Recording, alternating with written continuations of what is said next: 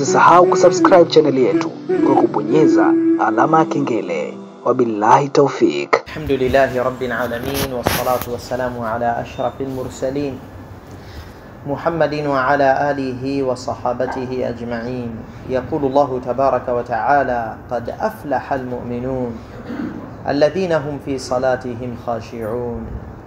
Faqala dhalika jalla wa ala ila an qala ulaika humul warithun الذين يرثون الفردوس هم فيها خالدون اللهم اجعلنا منهم يا رب العالمين. Ndugu zangu Islam, jambo kubwa ambalo mwanadamu akilipata atakuwa yuko katika furaha ya kweli na mafanikio. Jambo lenyewe linaitwa al-falah, mafanikio. Mafanikio ni kitu ghali na kina thamani, lakini mafanikio mbele ya uoni wa Muumba sio uoni wa kiumbe.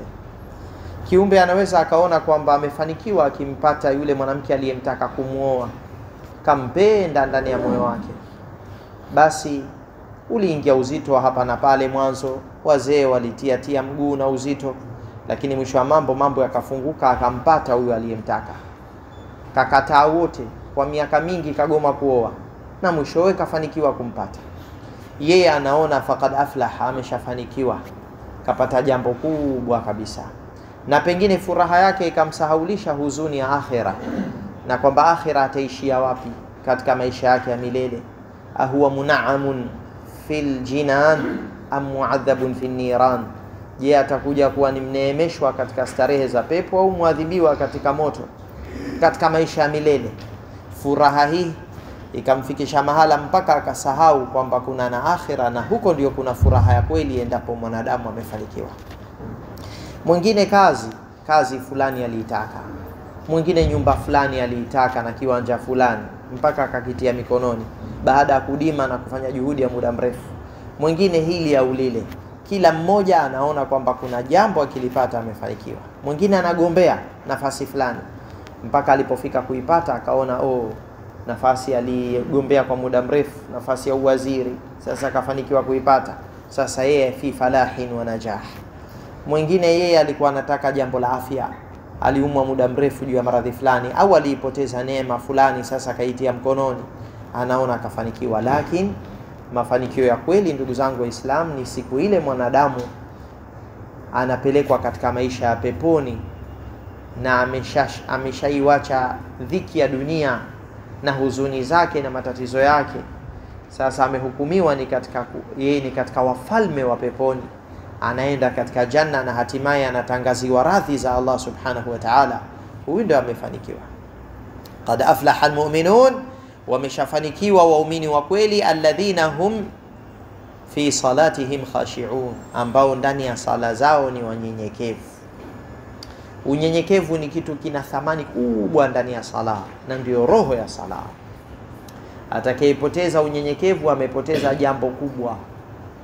Bora kupoteza kinoo cha dhahabu kuliko kupoteza unyenyekevu ndani ya sala. Bora kupoteza jumba lenye thamani kubwa na chini kuna magodown na maduka ya kukodisha, tena katika jiji kama la Kariakoo, hujala hasara kubwa kwamba nyumba hiyo umeporwa, imechukuliwa, umelanguliwa, zimetengenezwa nyaraka feki. Hujala hasara kubwa kuliko mwanadamu ukaja ukapoteza unyenyekevu ndani ya sala, tena ala wajhi daimuma, katika namna ya kudumu, kwamba wewe ndio hunao, akili yote iko nje ya sala, jambo ambalo la mwanzo kuhesabiwa siku ya kiyama. Sala yenye unyenyekevu imezidi vinoo vya dhahabu vya dunia nzima.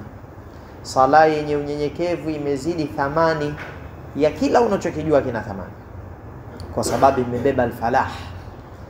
Baada ya imani tu, imani yenye ukweli, imani ya ukamilifu, ambapo Allah ameitaja kwa kauli yake almu'minun, qad aflaha almu'minun. Baada hii iman inakuja katika thamani ya pili, sala yenye unyenyekevu, alladhina hum fi salatihim khashi'un. Halafu zikatajwa sifa zao nyingine waumini hawa, ambao msingi wa dini yao ni iman na unyenyekevu wa sala. Mwisho Allah akasema ulaika humul warithun, hao ndio watakaorithi. Watarithi nini? Alladhina yarithuna alfirdaus hum fiha khalidun.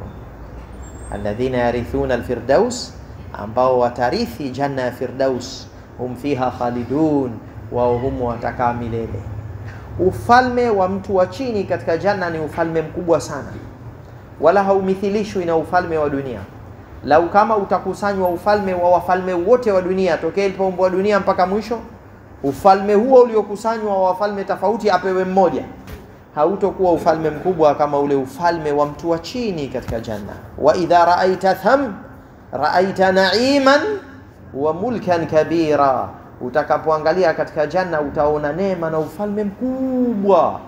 Mola mkubwa kauita ufalme wa janna ufalme mkubwa.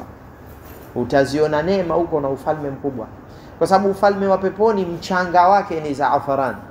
Mfalme duniani hawezi kugeuza mchanga uwe zaafarani wote. Hawezi kututengenezea mti wenye matunda matamu halafu kigogo chake kikawa ni cha dhahabu. Hayo ni maisha ya peponi. Mito ya pepo inakwenda bila kuzuiliwa na kuta pembeni, kwamba mto wa duniani ili uende basi utembee katika alqanah na katika bonde. Kule mto unatembea ni mithili uliowekewa vioo pembeni, unauona na unaona yaliyomo ndani, lakini hakuna kioo. Unatembea ala wajhi al-ard fil janna. Maajabu makubwa kiasi gani! Kuna mto wa maziwa yanatembea, kuna mto wa ulevi mtamu unaotembea, kuna mto wa maji unaotembea. Wametayarishiwa wanyenyekevu kwenye sala. Akiipoteza mwanadamu sifa ya unyenyekevu kwenye sala, hata kama atafanya amali nyingine hazina thamani sana, kwa sababu awwalu ma yuhasabu alayhi al-'abdu yawm al-qiyamati salah, jambo la mwanzo ambalo mja atahesabiwa nalo siku ya kiyama ni sala. Fa in saluhat, ikitengenea sala, faqad aflaha wa anjah, tayari ameshafanikiwa mja. Imetengenea kaisali ndivyo, kapinda goti mbele ya ulama kujifundisha vipi tahiyatu, vipi kutoa salamu, namna kutoa salamu kunakuaje. Salamu si kupeleka kichwa hivi na hivi tu. Salamu ina utaratibu wake. Mtume aligeuza sana kichwa mpaka shavu lake lilionekana huko nyuma, kwa sababu umuhimu wa kugeuza kichwa kwa kuieneza amani ni zaidi ya umuhimu wa kugeuka feni kwa kueneza upepo. Kwa nini limetengenezwa feni la kuzunguka? Na kila likizunguka sana laleta faida kubwa, kwa sababu upepo ufike mpaka mwisho upande wa kulia na mpaka mwisho upande wa kushoto. Mtume sallallahu alaihi wasallam katoa salamu akageuza sana kichwa chake, na tena neno kum, unaposema assalamu alaikum, ile kumu ikukute tayari ushageuka. Amani iwe juu yenu nyinyi, umeelekea watu wa upande wa kulia. Sasa inakuwaje mtu paka anageuza kichwa ile tamko la salamu hajalianza, na hicho kichwa chenye hakijafika mwisho anakitoa kivivu vivu, wala hakuna transit katika kutoa salamu, kwamba ukishaenda upande wa kulia uje kati utulie kidogo hivi, na wengine ananyanyua kichwa hivi alafu anaenda hivi tena. Hasa hii sala ili tuisali ndivyo tu, kae mbele ya vikao vya ulama. Kuna hiyo sala kwa nje isaliwe vipi, alafu kuna sala ndani huko, na ndio jambo kubwa zaidi, wewe unyenyekevu. Kutafakari hayo unayoyasema wewe mwenye kusali, kutafakari hayo unayoyatenda mwenye kusali ni jambo kubwa sana. Ni somo kamili linataka kufikishwa katika umma, somo litalohitaji masikio ya umakini na nyoyo zitakazobeba, nyoyo alizozisifu Allah katika suratu Qaf. Akasema inna fi dhalika la dhikra liman kana lahu qalbun au alqa sam'a wa huwa shahid. Hakika katika hayo tuliyotaja katika suratu Qaf kuna ukumbusho tosha kwa mwenye usiki, atakayetega sikio. Atakayetega sikio, kutega tunajua kwamba unakitega kitu kisikupite. Atakayetega sikio au akawa na moyo. Liman kana lahu qalb, kwa mwenye moyo, au alqa sam'a, au akatega sikio, wa huwa shahid, na hali ya kuwa yeye yupo. Ni muhimu sana kila mmoja kuitafakari sala yake, kwa sababu ndo la mwanzo litakalotazamwa. Ikitazamwa sala ikatengenea nje na ndani, unyenyekevu upo, anayesali anatafakari juu ya kisemacho na kitendacho, kaathiriwa na sala yake, moyo umo humo, hakukubali uibiwe na shaitani, huyo ameshafanikiwa, ametengeneza sababu moja kubwa kufanikiwa sala. Kwa sababu sala ikitengenea hutengenea na hayo mengine. Hata hizo sifati zilizotajwa katika sura Al-Mu'minun hutengenezwa na hiyo sala. Sala yenye unyenyekevu ya kweli inakataza maovu na inaamrisha mema na inamwezesha mja kuwa katika kheri. Sala inayomridhisha Allah subhanahu wa ta'ala.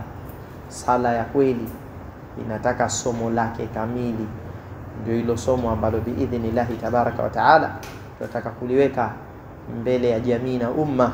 Nas'alullah subhanahu wa ta'ala an yuwaffiqana wa iyyakum lima fihi hubbuhu wa ridah, wa akhiru da'wana alhamdulillahi rabbil alamin.